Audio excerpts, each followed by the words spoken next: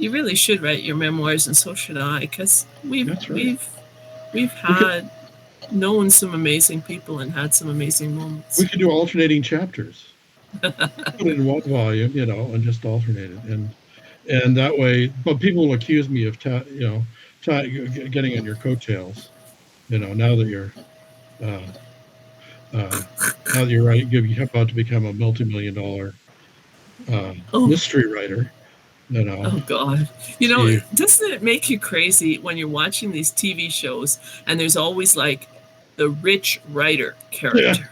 yeah, yeah, Often an egotistical male or an egotistical man boy or whatever, but sometimes a woman with a cape, like a la Audrey Thomas or whoever it was who wrote the story about the woman with the cape. And it's like, who are these people? Like, where do they live? Where do they come from in the and can I get their collective agent, psyche? please? Can I just have some of their money? I mean, God, it's insane, And so here I am at my age, and the rights of this one book have actually sold in Germany and made a certain number of euros, and I'm thinking, oh wow, that's a lot of money. When you think about it, it's like a month's income for a poor person.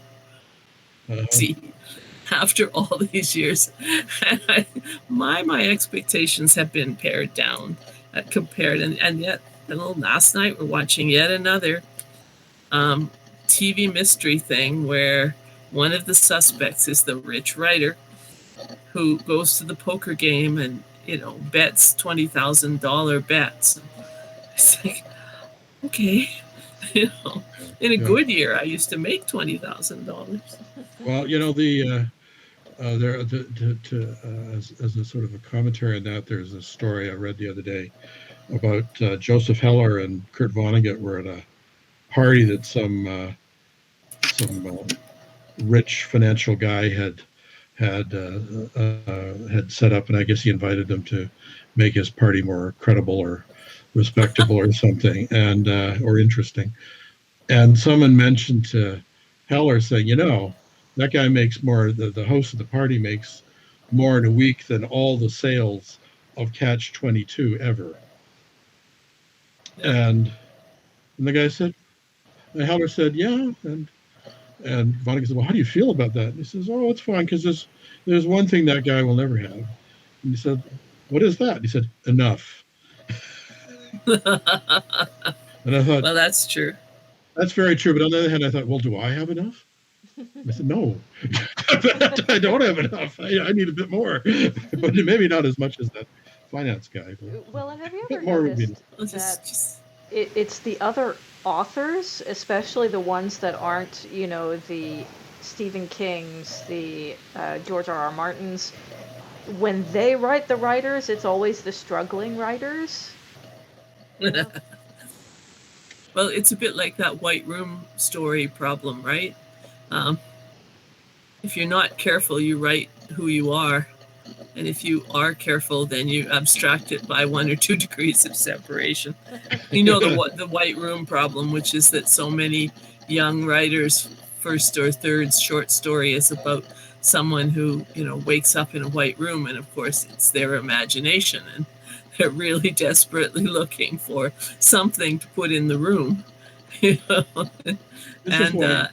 I used to think that was a cliche until I taught a lot of introductory fiction courses, like twice a year since 1980 something.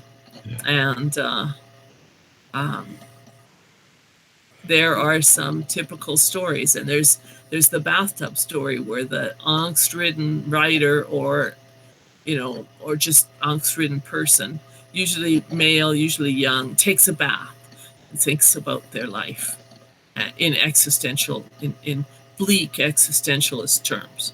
It's like, get your guy out of the bathtub and have him go and do a volunteer stint at the food bank, and you'll both feel better. Or at least take a shower. Wake up more. The scene will be over a lot quicker that way. What are the other ones? I want to know. But to go back to talking about Hugh and Hugh's writing, I want to say that that's one of the reasons why when you get a truly original writer like Hugh, it's such a delight, is that the more that we experiment with this thing about universal literacy and how many people think that just because they're literate, it means they will write a book and it will be a good book, the more we need actual writers, like real writers who have an imagination, have a brain, and have an original outlook. And so, that's one of the things that caused me to agree to write the introduction, because when one of you comes along, thank you for that. I have to say that it's a one small thing that chord. what surprises me when you consider there's still not very many Canadians in the world when you think about it, and it's a big place, and the chances of getting to meet other people that have, I mean, that's what I always find. With the one of the main narratives of my life is that I keep looking for people that I can connect with, because there aren't that many of them think you should be, or this, but a lot of the people I met uh, when I was growing up into my path of life are the sort of people that think I should be impressed by some guy who's on the Oilers. And that's not really what excites me. And but I feel so fortunate to have bumped into you, Candace, and be a part of that community, and because it's awfully nice to be appreciated. And Well, it's also a remarkable community. I mean, yeah, a certain time and place spawned this little bolus of really fine writing, was encouraged by a number of things, which, because we've been talking a long time, we won't go delving deeply into that history, but somebody should someday, and write the book on it. Uh, but it was one of those sort of formative periods in a, pardon me for sounding pretentious, but in a national version of this literature, in mhm. in a foundational way. And I remember some of us sitting in that room in Peterborough, Ontario, when Judy Merrill had that first Milford style workshop. And then she sort of said, okay, I've gotten you guys together now, you carry it on. But I remember sort of sitting there and understanding that we were at this point of where things were about to explode, and we actually made choices about some of the terminology that we thought we would use going forward, and so on. And it's not very often that you're lucky enough to be at a moment like that either, with Yeah, just such a wonderful pool of creative people. So, and then you watch where those people have gone since, and there's some amazing trajectories and journeys in all sorts oh of yeah, directions, yeah, but a lot of all great stuff. really significant writing. Yeah, uh, I remember in the late '80s when I think I read, although she won't think it's science fiction, I read *Handmaid's Tale*, which I think is a close to perfect book, and Judy's first Tesseracts anthology, Yeah, and I thought something's going on here. You know, I yeah, mean, there's just there's something in the air, and because I'd done the research and the science fiction fandom and the early years of the science fiction community in the States, you can get a sense of that kind of juice, that sort of atmosphere that's out there, where there's sort of a group of uh, I wouldn't say that the imaginations are all on the same wavelength, but because I have to admit I can't imagine two very different people than say A.E. Van Vogt, Judith Merrill, and Theodore Sturgeon. Well, maybe Judy and Sturgeon have a lot more in common, but yeah. but they do occasionally intersect and sort of cross fertilize and stuff. And I would see the Well, same thing happen, just after Judith established the Cecil Street group. Much the same model. She mhm, did two meetings with it and said, bye. yeah. If you have a party with any alcohol in it, I'd like to be there, but otherwise I don't want to see you anymore. And, which was a good thing to do, actually, Well, because because she was interested in in the community and the work. She was not interested in a cult of personality. I remember how hard she had to be talked into naming the spaced out library into the Merrill collection. I was there. Yeah. And you know, and I think she recognized that thing about to start rolling. But just as a piece of little known history, she actually edited that anthology because of me. Because I didn't know her, but I knew Doug Barber. And Doug Barber had talked to me about how Judy Merrill lived in Toronto now and what a great anthologist she was. And then I had sent some material to Jerry Truscott at what was then Press Porkapeak. And he phoned me, and I'm trying to remember whether they had put out the call for the first anthology or not, but they didn't have an editor yet. And he had asked Spider Robinson, and Jeannie had said no. Basically, Jeannie protected Spider's writing time big time. And so he was thinking, well, who would do this? He was sort of trying to figure out names. And I said, well, Judith Merrill lives in Toronto, and she's a Canadian now. And you know, she did all those anthologies. And he went, oh, wow. So he asked her, and the rest became history.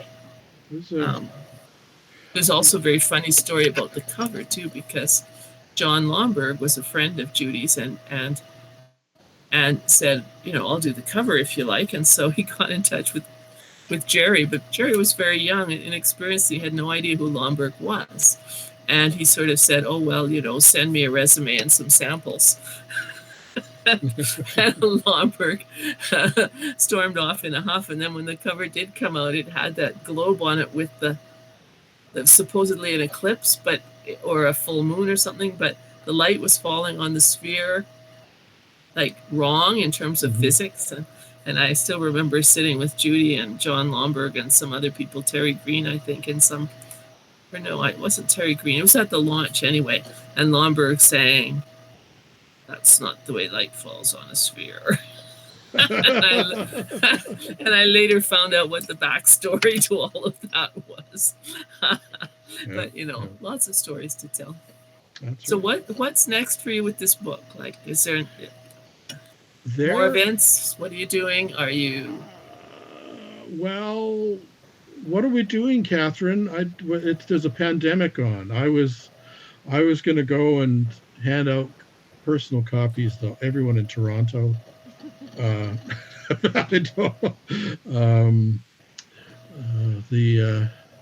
There's another book coming out in October, the second novel, there'll be a lot about Space 1999 in it, by the way. And it is called The Hard Side of the Moon. Ooh. Good title. Thank you. And but we'll have a few. I mean, there'll be some updates on the book on my website and I think on the Brainlag website. I actually we're with your permission, Candace, we'll probably edit some of this down and find all the stuff. We'll find all the stuff that's actionable from the Merrill estate, and we'll release that immediately on on my website. No, you say nothing. We've said nothing nice, anything but nice about that. But then we'll do some of that. I actually was interviewed by Alan Gordon, a media fellow, and we'll maybe edit that and have a little show. And I'm thinking, I don't know, I haven't talked to Catherine about this. I'm thinking of succumbing to the disease of the late teens and early 20s of the century and doing a small podcast about some stuff. But I don't know. I was listening to Natalie Walsrot's talking about her new book Hench on the next chapter on CBC Radio this afternoon. She's is a newer member of the Cecil Street group and already reviewed in the New York Times. And I was listening to Natalie and thinking, I'll never sound that good on mic. She was really... But it doesn't, I mean, one of the things I found that I liked about launching in the time of COVID is that these events are really quite easy to do, and you can set up all sorts of different ones. I had a a conversation with Gail Bowen, whose book came out at the same time from the same publisher. And it was set up as an hour, and then it went on YouTube, and you could link to it. And you can just keep doing those. Plus, the Writers Union hasn't run out of funding for their readings program for this year yet. So think about that, because they have an online thing. But I like the fact that you can come downstairs in your slippers and turn the computer on when the damn thing will cooperate, and just do an event and put it out there and tweet about it and put it on Facebook and whatever. I'm not the greatest social media person, but I've still managed to make a bit of noise, and I'm sure that you are much better at all those things than I am. Oh, I don't know, but I think the one thing I love about science fiction conventions that are virtual is that after the event, it's over. And I can go lie down and have a snooze. By the way, Candace, what's the name of your new book? And who's the publisher, and where can we all buy it? Because that's important. The name of my new book is The Adventures of Isabel, and this is what it looks like. And it's a mystery series, although a little later in the series we get into something a little bit, possibly putatively science fictional, in that it's a product that hasn't quite happened yet, but it really has happened, just not everywhere. And I was writing it when I was working on a big looming serious novel and needed a break, and started writing just for fun and set myself a couple of tasks, and it turned out to be quite a lot of fun. Of course, being me, I can't prevent it having a chewy center, but it is a little puff pastry, and so far so good with things doing really well.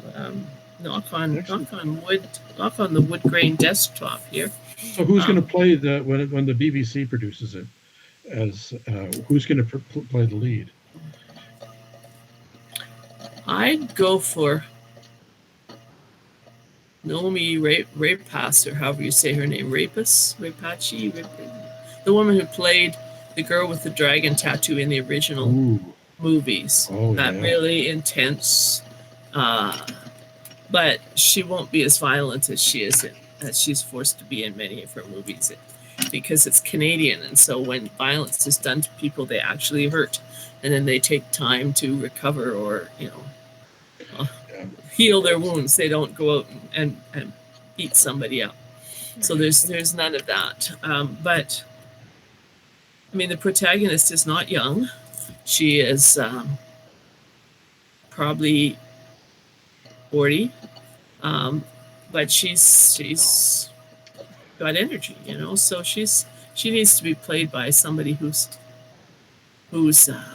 I mean, she is not black, but Queen Latifah's character in the Equalizer, if she were queer and had a really smart mouth on her and swore a lot, would also be kind of that, It would be fun to cast the movie, frankly. I think it would make a great miniseries. Well, from your lips to God's ears, as they say. But I got to say too that some of your pieces, is the thing I've noticed about miniseries, these little Netflix series of 6 or 8, like short series, is that they are about as much material as a short story. So I could see your stories about Alan, or the progressive apparatus stories, excuse me, being really good for adaptation. I've tried, yeah. So next time Netflix has a call out for Canadian productions, you should pitch. I should. I've tried to. I actually almost sold a story from something from the earlier anthology to when they were making the Twilight Zone in Toronto in the 80s. And that was one of the reasons I started writing for radio, is I just couldn't sort of break through the barrier into TV. And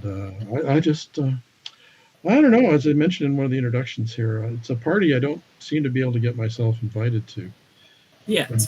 Well, yeah, that's true. But as you say, you were saying that your character is not young and she's 40, and I was thinking, 40? Your character's a baby. Yeah. And I'm just sitting here about 9 months away from 40, and Oh, being you're a told I'm baby. not young. And look how much you've done. You've made successes out of all of us, Catherine. We're just, I you just know. love the submissions that I've gotten, and I've had so much fun putting all these books together. Yours in particular, Hugh, they're definitely on a shelf of their own. They're Well, just thank you. a delight. Surpassed only by my son's book. I think that's great that you have this little dynasty going. Oh, Simon is, I think he's a vastly better writer than me. But He's a very different writer than you. oh yeah. So Well, it's very much comparing apples to oranges. yeah. Well, that's the good thing. I mean, it's both. And my wife occasionally sort of dabbles in writing, but sort of privately, and I find that they don't discuss their stories with me until they're just about done. And so when I take, sometimes Simon will ask me a question. We're out walking the dog, but or make an observation. But usually it's a big surprise when I see them. No, that's fine. That's fine. He usually briefs me on video games and the important things about that. And he has convinced me that they are a serious and important art form. Well, they can be, but for those of us who have unagile thumbs, we will never really appreciate that art. You're just playing the wrong kind Exactly. that need thumbs. I well, I don't know. I look at that and I look at the reactions and I think, oh, I don't think my reflexes were ever that fast. And I remember back in the late '90s, there was a Blade Runner PC game, one of the first sort of interactive novel type things, and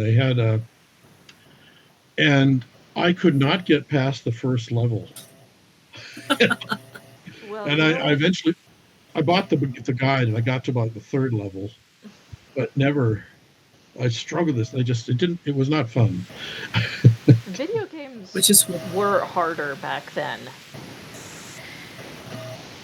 I I guess. got one of the early the second Legend of Zelda game re-released on a newer platform, and I couldn't get anywhere on it. Those games were really quite hard. Well, I actually, as you recall, I think I talked to you about this, Catherine. With the first novel, Extreme Dentistry, I wanted to have a Plants vs. Zombies style phone game where the shapeshifters would fight the dentist, but I couldn't find And anybody then, who would make it for me. see, you were ahead of your time because then along came Angry Birds, which is the weirdest concept ever.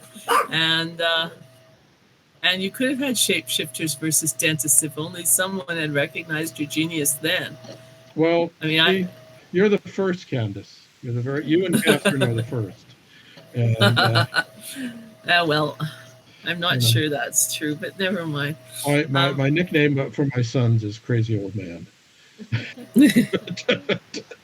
Well, I have to admit that it does strain credulity to imagine, for me, to imagine you as a parent, an actual parent who actually had to say things like, don't put that in your mouth, or it would be a really bad idea to say that to a girl, or any of the things that you might have had to say to those children. Probably not the girl one, because you would be able to teach them to be respectful and kind. But the part about don't drive that car fast or don't put that in your mouth or whatever, I can't see it. So, I admit there are and yet some I areas.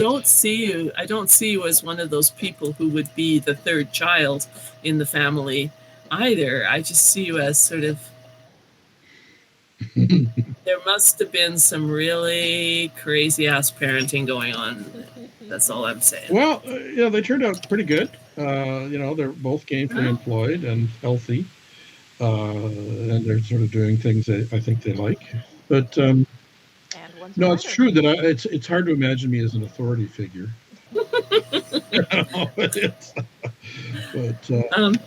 Yeah, I remember my friend Reg saying to some other parent who was very worried about what their child was doing or whatever, saying, we survived our childhood and the odds are pretty good that your kid will too. Well, actually what I've noticed with kids is that they if they feel that they have some level of interest, like if their parents at least interested in what happens to them, they manage pretty well on their own. It's when they feel ignored or are ignored that problems arise, and they sort of. It was very funny. It was my son Evan, my youngest son, who's now 25, which is why 40 is not old. Got me a nice bound edition of Ray Bradbury collected works, which was very sweet of him. And I mentioned he always gets me these great presents. And he said, "Well, you made me a reader." And I said, "I did?" And he said, "Yeah. Don't you remember when you bribed me to read books?" And it's true. I recall this. I said, "Yeah." I said, "I think I'd give him $10 if he read, like, I think War of the Worlds or something when he was 10 or something." And he said, "Yeah, well, that made me into a reader because after the first couple of bribes, I started reading on my own." And I said, "Okay, I guess I did. That's the right thing." So, bribery. James chimed in from the chat saying he was very popular as an uncle. And that I can definitely see. Zero discipline. Now, I am noticing that we are ticking on toward the hour here. I mean, toward the top of the hour. Yes. It happens to be Lunar New Year as we're recording this today. And Gung Hei Fa Choi, everyone, the year of the ox. And I've actually lined up to go to a Zoom New Year's dinner where we all get takeout in our own homes and eat and attend a Google Meet or a Zoom or something. So that sounds very lovely. So we should let you go then. Yeah, well, I think we're coming near the end of the party. Now that Candace leaving, the party's over. Well, I may not. I mean, I'm just signaling my intention to be. Yeah, well, we can wrap up. To be saying farewell. And it was a great pleasure to be asked. It was fabulous. I don't know. It was. Can you imagine having 2.5 hours of me straight? Now, I do have a question about whether there are any questions in the chat, because I can't see the people you can see. Yeah. But I also really, before I went, I wanted to ask you to issue your usual joking about things and actually talk just a little bit about your writing, sum it up, if you will, in terms of what has driven you to do this all this time and to write these particular stories, because it's hard to part of me is that the fast answer would be I'm not really sure, but I'm gonna hazard a few guesses or at least make up some interesting lies. First of all, I will say, and this is true, that much of we came from much of the same inspirations, Candace. We belong to the Church of Jerry Anderson, and I used to run home in grade 1 to watch Fireball XL5 on Wednesdays at 4 because it was the greatest show ever. And Stingray was great too, and I'm so impressed that that anything can happen the next half hour.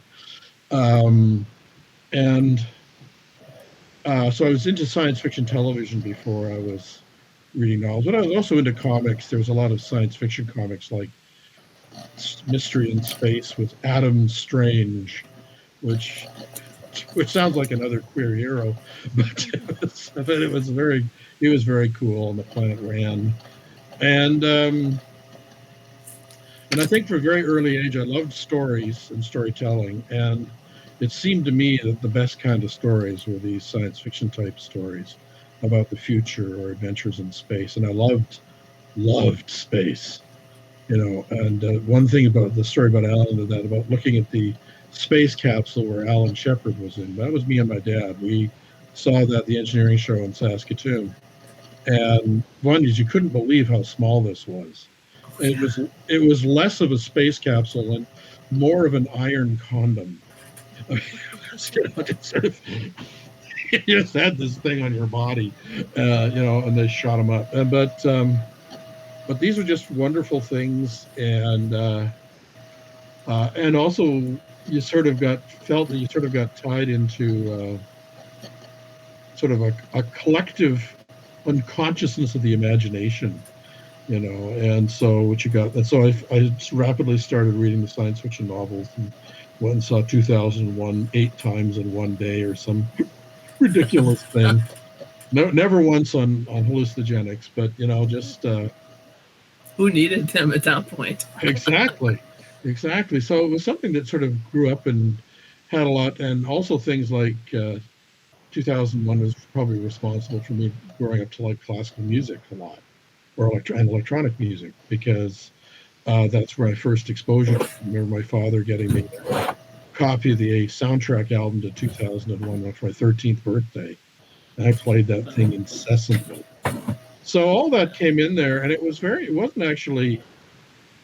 I took when I was working at the Royal Ontario Museum, I was getting a little frustrated with the kind of stuff I was having to write, and then I was beginning to realize that it wasn't enough to be able to just write academic or scientific work or museum stuff. I needed to do something else, but I didn't know what. And I took a screenwriting course at Ryerson, and that was kind of interesting. And then I heard the notice about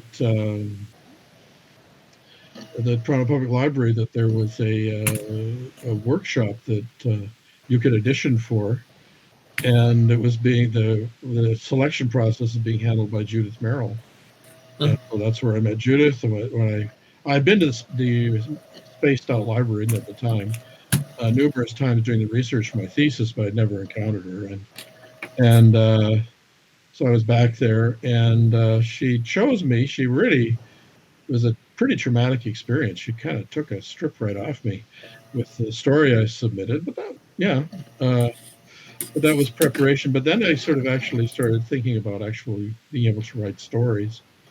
And again, it's interesting how on such a geographically vast country, that we got, we all, of course, as members of the Cecil Street group that she established, thought we'd all immediately Asimov science fiction or analog or all these American magazines were going to scoop us right up, and we've been the year's best science fiction right away. No.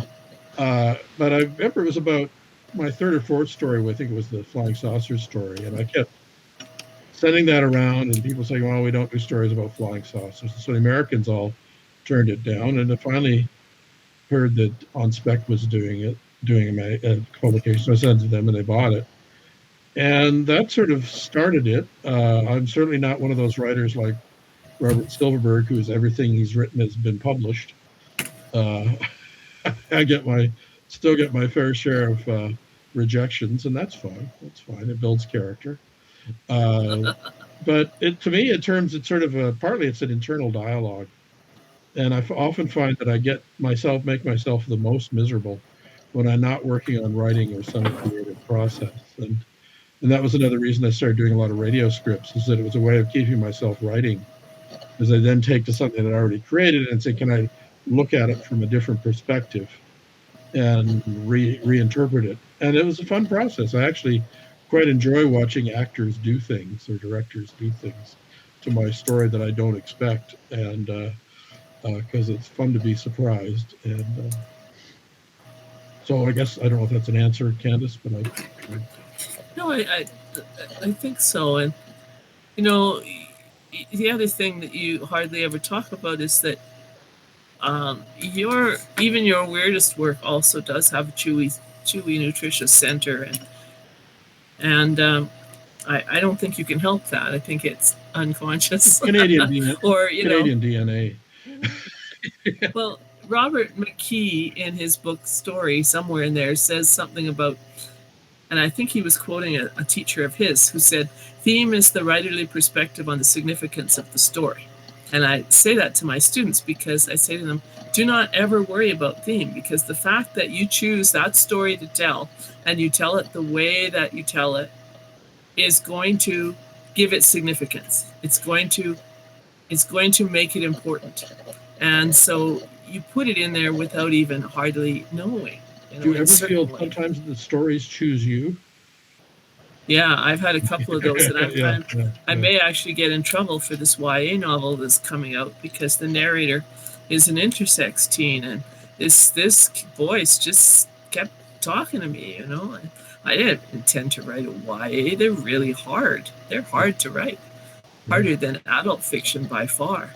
And you haven't seen me write kids or picture books yet because that's way too hard. I'm not good enough yet. It's a definite thing. It's a skill. Well, do you think we should wrap, Catherine? Or coming up in a few hours? I think we should let Candace and everyone get on to their plans for the evening. But thank you so much for coming. It's been lovely chatting with you and mainly just listening to wonderful. You. Yes, we should do this every week.